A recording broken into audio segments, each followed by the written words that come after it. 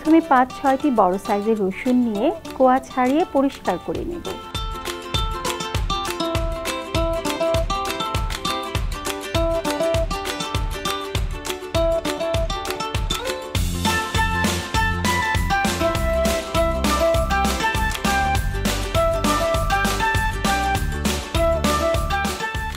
এরপর ভর্তা তৈরির জন্য চুলায় একটি প্যান বসিয়ে ১ চামচ সরিষার তেলে ৪-৫টি শুকনো মরিচ ভেজে নেব।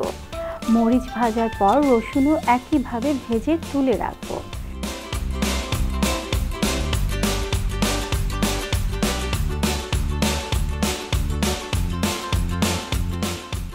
এরপর কড়াইয়ে আরও ১ চামচ তেল দিয়ে কিছু কালো জিরা এবং পেঁয়াজ কুচি দিয়ে সামান্য ভেজে নেব।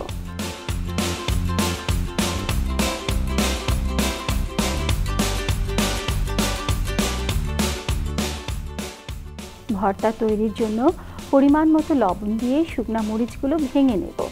এরপর ভাজা পেঁয়াজ ও আগে থেকে ভাজা রসুন দিয়ে হাত দিয়ে ভালোভাবে মেখে নিলেই তৈরি হয়ে যাবে সুস্বাদু রসুন ভর্তা।